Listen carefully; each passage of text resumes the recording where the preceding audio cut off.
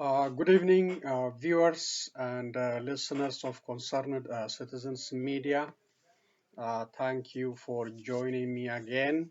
Uh, Today is November 28, 2021. Uh, so let me start with the updates on the war, on the ongoing endless civil war, bloody war. So all the forces of the Amara militia, the Fano, the other militias came from all over Ethiopia.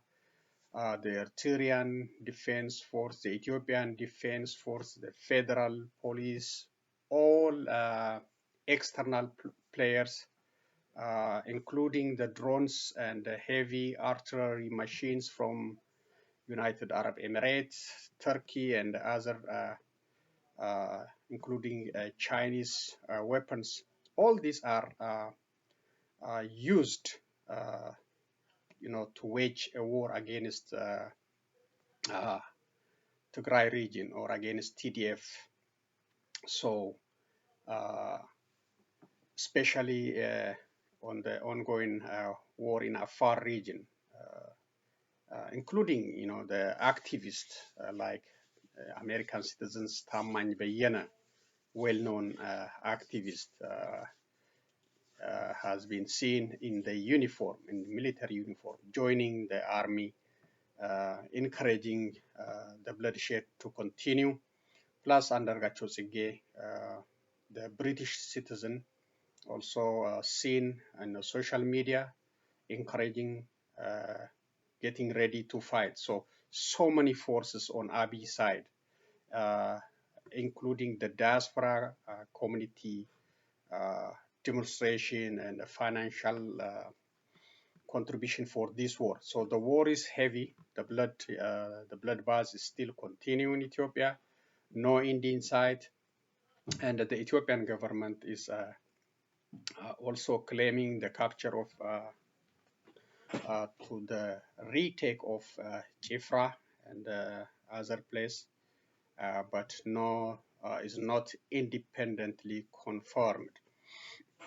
And the TDF and the OLA effort to capture Debra Sina and the Debra Brand still in effect, still going on, heavy war, uh, but no breakthrough. So no peace sign in that country. The war is still going on despite the international calls to end it, for call for dialogue, reconciliation. The war is still happening and still going on. So that said, I will continue to read some other news. Thank you for joining me again. Ethiopia army carries out fresh attack on Sudanese border strips. At least 6 Sudanese soldiers were killed during an attack by the Ethiopian army on the border strip on Saturday morning. Heavy fighting erupted between Sudanese forces and Ethiopian troops that crossed the border at a depth of 17 kilometers on Saturday. Fierce battle took place east of Disa and Barakat Noren, not far from the Ethiopian settlement of Malkamo, which is located inside Sudanese territory east of the Atbara River. Heavy artillery and machine guns were used in the fighting that lasted more than 7 hours, according to the Sudanese military sources. The same source told the Sudan Tribune that about 21 troops were killed from the Sudanese side. However, Lieutenant Colonel Ibrahim Al-Aour, editor-in-chief of the Armed Forces newspaper, said that the army mourned 6 martyrs in Al-Fashqa, bringing to 90 the number of Sudanese troops killed in the border clash since April 2020. The Sudanese army, in a statement released earlier, said that the assailants suffered huge losses in lives and equipment without further details. The Ethiopian army, which is battling against the Tigrayan rebels, didn't issue a statement about these clashes. Sudanese commentators say the attack was meant to draw out internal support for the embattled Prime Minister Abiy Ahmed and his troops who are seeking to stop the progress of the TPLF fighters toward the Ethiopian capital. So that is the conflict between Ethiopia and Sudan. Kenya, Blinken discuss and agree on importance of unhindered humanitarian access in Ethiopia, support for inclusive political dialogue. The United States Secretary of State Anthony J. Blinken spoke with Kenya President Uhuru Kenyatta. A statement by the U.S. State Department indicated that the President Kenyatta and Secretary Blinken agreed on the importance of unhindered humanitarian access for all communities affected by the conflict and reiterated their support for an inclusive political dialogue. Earlier in November, Secretary Blinken spoke with Kenya President Uhuru Kenyatta to discuss regional security issues of mutual interest, including the situation in Ethiopia, where the acknowledgement the president for his continued leadership to promote peace and prosperity in the region. On his November 17 visit to Kenya, it was reported that Blinken endorsed the African Union's effort to bring an end to the conflict, with former Nigerian President Olusegun Obasanjo leading the push. Kenya, whose president, alongside foreign envoys and the leaders, is pushing for an end to the conflict in northern Ethiopia, said it believes Ethiopia's government and the Tigray rebels can reach a ceasefire. We believe in the potential of Ethiopia to find a resolution to this crisis. We believe that a ceasefire is possible, Kenya's Foreign Minister Rachel Omamo. According to the U.S. State Department, after thanking President Kenyatta for his warm and productive visit to Nairobi on November 17 to 18, Blinken went on to express grave concern about worrying signs of military escalation in Ethiopia and emphasized the need to urgently move to negotiations. So that's Blinken concern about the war and his discussion with Kenyatta. And the United States, the United States and the UK and other international global communities, they should pay attention the funding heading to this conflict, and also the personnel joining this armed conflict. US citizens, UK citizens are joining in this dangerous bloody war. So they should do something. The United States and UK and other countries, they must do something. Is expressing concern is not enough. They should control their citizens. They should control the funding heading to this bloody war. So this is a very serious issue. US-Russia diplomatic row continues. Russia's ambassador to the United States said that 27 more Russian diplomats and their families were expelled from the United States and would leave on January 30. Our diplomats are being expelled. A large group of my comrades, 27 people with families, will leave us on January 30. We are facing a serious staff shortage. Ambassador Anatoly Anatonov said in a video interview for the Solov live YouTube channel aired late on Saturday. Russia has previously said that over 100 of its diplomats with families had been forced to leave the United States since 2016, when the relationship between the two countries worsened. As of October 29, nearly 200 Russian diplomats were still in their jobs in the United States, included the staff of the Russian mission to the United Nations, according to Foreign Ministry spokeswoman Maria Zakharova. President Joe Biden administration said last month that the staff of the U.S. mission in Russia had shrunk to 120 from 1,200 in early 2017 after a series of expulsion and restrictions, and it was difficult to continue with anything other than a caretaker presence at the embassy. The U.S. Embassy in Moscow stopped processing non-diplomatic visas this year and added Russians to a list of homeless nationals who can apply for visas in third countries. Credit Reuters, excuse me. So this diplomatic row continue between United States and Russia, and between the United States and China, and that's why we cannot see any United Nations resolution on Ethiopia, because of this issue between US and Russia, US and China, plus other reasons, but these are the main reasons. There is no friendly relationship.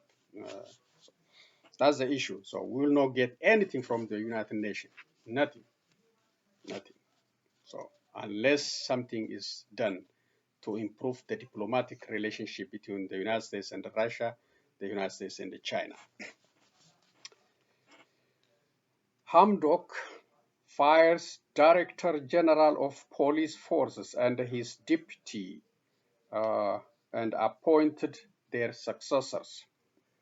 Prime Minister Dr. Abdullah Hamdok issued a decision based on the provision of the constitutional document relieving each of the Director General of the Police Force, General Khalid Mahdi Ibrahim, and the Deputy Director General of the Police Forces, Lieutenant General Al-Sadiq Ali Ibrahim, from their posts. The decision appointed Lieutenant General Anan Hamid Muhammad Umar as Director General of the Police Forces and Major General Mudatir Abdul Rahman Nasir Edin as Deputy General of the Police Forces and Inspector General. The decision directed the Ministries of Cabinet Affairs, Interior, Finance and Economic Planning, and Labor and Administrative Reform, and other concerned bodies to take the necessary procedures for its implementation. Credit Sudan News Agency, or SUNA.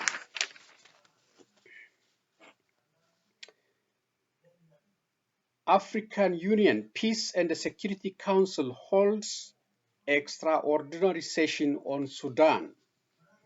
The African Union Peace and Security Council has held during the current Egyptian presidency this November an extraordinary session to discuss development in Sudan following the political agreement signed on November 21, 2021 between the President of the Transitional Sovereign Council, General Abdel Fattah al-Burhan, and Prime Minister Dr. Abdullah Hamdok, where the Council expressed support and solidarity of the African Union with Sudan and the continuous commitment to provide support to the Sudanese side in implementing the priorities of the transitional period.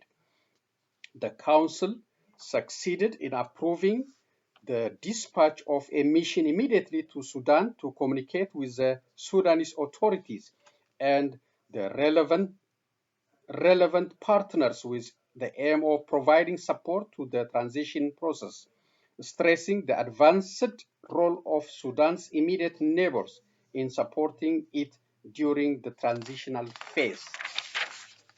According to what was published on the official page of the Egyptian Ministry of Foreign Affairs, Ambassador Mohammed Gad, Egypt's ambassador to Ethiopia and its permanent representative to the African Union, and within the framework of the efforts of the current Egyptian president of the African Peace and Security Council to follow up on the implementation of the Council's statement on Sudan, met with the chairperson of the African Union Commission, Musa Faki, where the chairperson of the Commission expressed his welcome to the recent political arrangement in Sudan.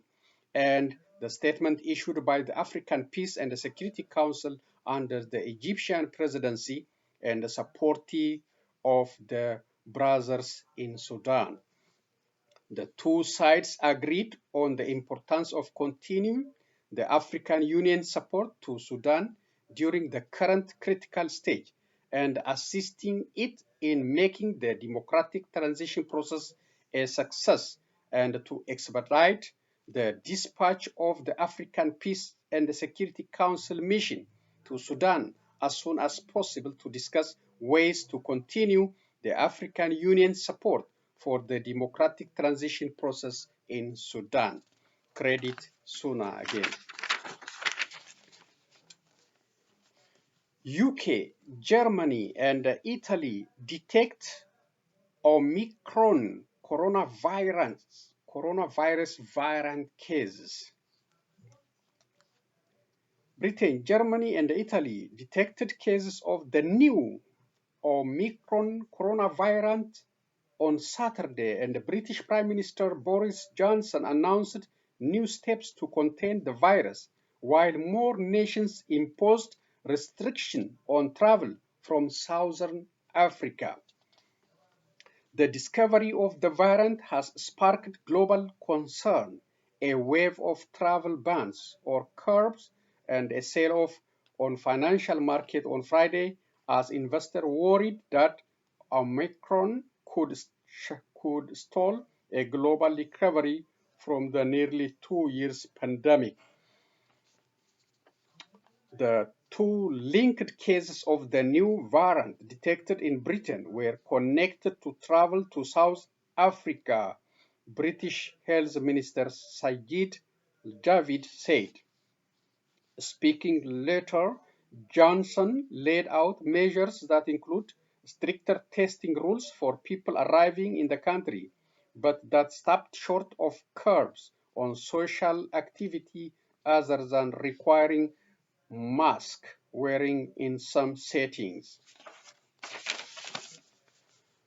We will require anyone who enters the UK to take a PCR test by the end of the second day after their arrival and to self-isolate until they have a negative result, Johnson told a news conference. People who had come into contact with people testing positive for a suspected case of Omicron would have to self-isolate for 10 days, and the government would tighten up the rules on wearing face coverings, Johnson said, adding the steps would be reviewed on 3 weeks. The health ministry in the German state of Bavaria also announced 2 confirmed cases of the variant.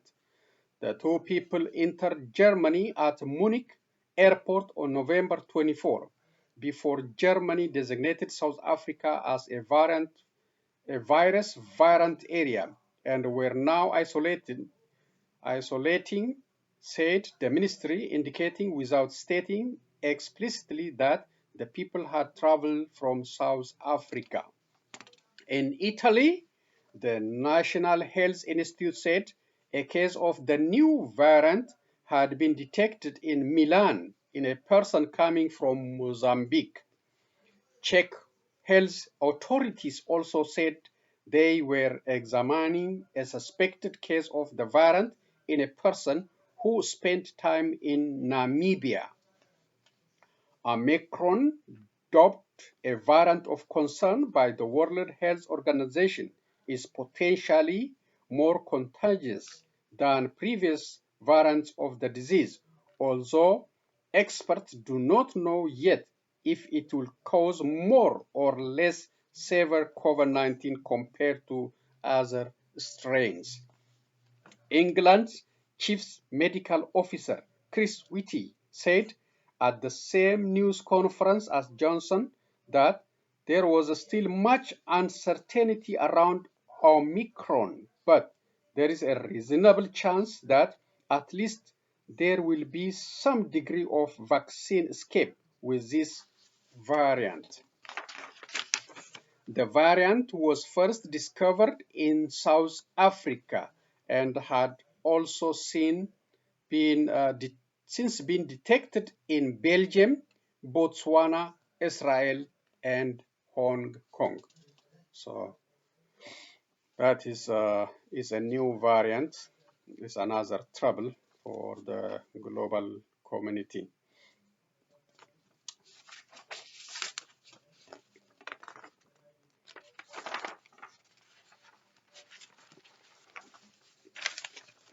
The good thing is not found in the United States so far, according to CDC. The U.S. Center for Disease Control and Prevention, CDC, and State Department on Saturday advised against travel to 8,000 African countries after the White House announced new travel restriction in response to a new COVID-19 variant. The CDC raised its travel recommendation to level 4, very high for South Africa, Zimbabwe, Namibia, Mozambique, Malawi, Lesotho, Eswatini, and Botswana, while the State Department issued parallel do not travel advisory Saturday. On Monday, the CDC had lowered its COVID-19 travel advisory for South Africa to level 1, low, from level 3, high. Of the 8 countries, only Botswana was previously listed as level 4. Omicron, dubbed a variant of concern by the World Health Organization, is potentially more contagious than previous variant of the disease. Also, experts do not know yet if it will cause more or less severe COVID-19 compared to other strains. It could take weeks for scientists to fully understand the variant mutation and whether existing vaccines and treatments are effective against it. The new variant promoted the White House to announce Friday it would bar nearly all foreign nationals who have been in any of 8 countries within the last 14 days from flying to the United States, effective Monday at 12:01 a.m. Travelers on flights that depart before that time will be allowed to land in the United States, but foreign nationals must be vaccinated and have tested negative within 3 days. A U.S. official told Reuters Friday the Biden administration could also add other countries to the travel curb list if the variant spreads. The United States only lifted travel restriction on South Africa and 32 other countries on November 8. So we are so far okay from this Omicron virus, new variant, you know, for the time being. So we are okay. But be careful, guys. We are not out of trouble yet. Thank you. So that's the reading part. I have only one video for today. And let's listen to it and end today's presentation. Thank you. Demonstrate against the recent rise in violence against women. The demonstration marked the International Day for Elimination of Violence Against Women. The women held up colorful banners and chanted slogans denouncing femicide and violence against the LGBTQ community. The protesters also called for the resignation of the government. This is because Turkey is facing rising prices and a rapidly depreciating currency. Turkish police have resorted to tear gas and rubber bullets to disperse protesters, and according to reports, one protester was injured during the scuffle.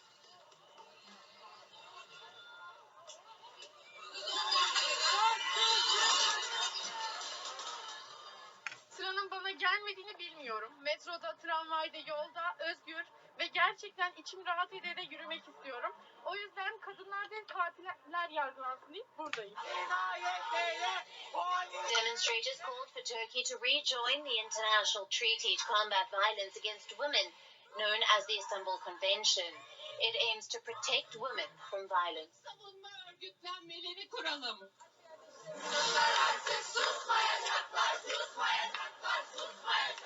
Bu yüzden sadece tanıdığımız kadınların, arkadaşlarımızın başına geldiğinde... İkiz kızlarım var. Gelecekte sokakta, evde, işte, okulda yaşayacakları baskılara bugünden dur demek için İstanbul Sözleşmesi'nin yeniden yürürlüğe girmesini istediğim için buradayım. Ölen kız kardeşlerim için buradayım. Turkish President Recep Tayyip Erdogan pulled Turkey out of the Istanbul Convention in March of this year. The step triggered condemnation from women's rights groups within his country and other Western nations. In July, a court appeal to prevent the move was rejected. Some officials from Erdogan's party called for a review of the agreement, arguing that it was inconsistent with Turkey's conservative values. The Turkish government announced its own action plan for combating violence against women. This includes a plan to review judicial processes, improve protection services, and gather data on domestic violence. Human rights groups say violence against women is on the rise in Turkey. An advocacy group called We Will Stop Femicide says 353 women have been murdered in Turkey in 2021, while 409 were killed last year. In October, 18 women were killed by men and 19 were found dead under suspicious circumstances.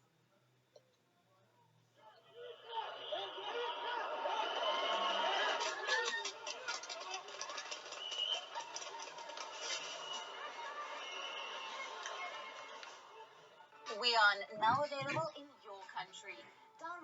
Okay, so that's women in Turkey, Istanbul, fighting against the attacks they are facing in their country.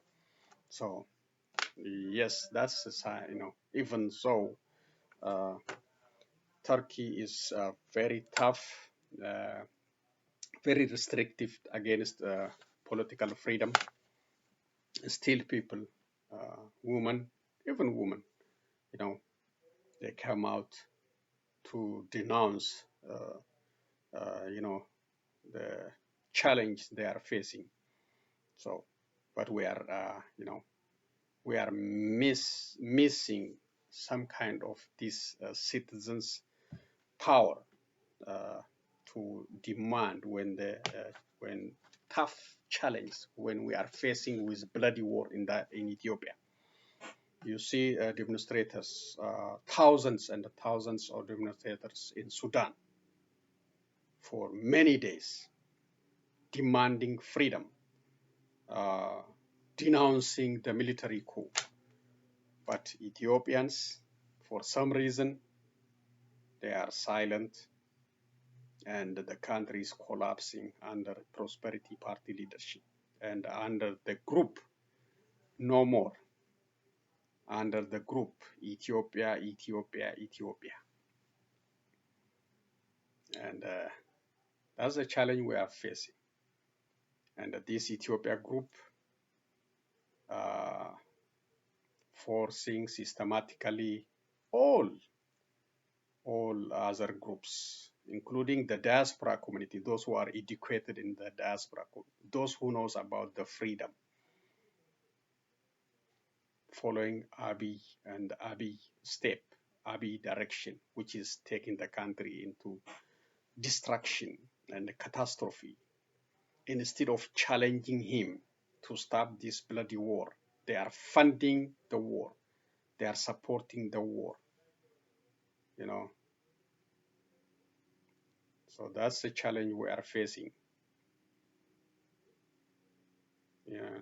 You hear the Addis Ababa University warning about professors, graduates expressing a different opinion or, opposing the war. They will lose their degrees, credentials. That's kind of government we are helping. You are in the diaspora. You need to ask yourself, are you okay with this kind of restriction?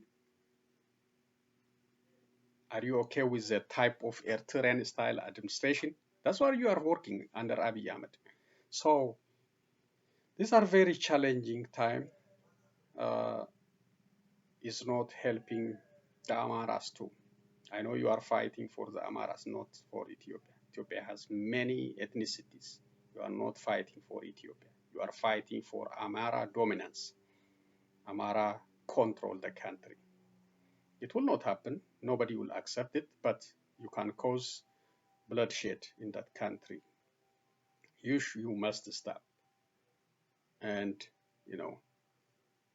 encourage Ethiopians to demand their freedom, to demand their justice, to make their government accountable when the plan, the direction is not working for the benefit of the citizens. Don't be just follow Abiy Ahmed propaganda, false dreams, and false prosperity, fake prosperity. These people don't have any credibility. We have a failed leadership in that country. So I will repeat, the global community, they must control their citizens who are joining this bloody war, who are encouraging others to continue the blood war, because the United States want to stop this war, calling for ceasefire, and the European countries are doing the same thing. So how are you going to do it when your citizens are heading that way to fight, to encourage others to fight, and when your citizens are funding the war? How are you going to do that? No way. You must start controlling these small parts. Demonstration is okay. You got freedom. We have freedom to demonstrate, to say whatever you want to do. There is a war against the United States. We know that. Against the Western countries. Clearly, Abiy created this atmosphere, but he will not be successful. Please control the diaspora community funding and the diaspora community heading to the war front, not to fight, but to encourage the bloodshed. Thank you again for joining me, and I will be back with other news and comment. So long, everyone, and be safe.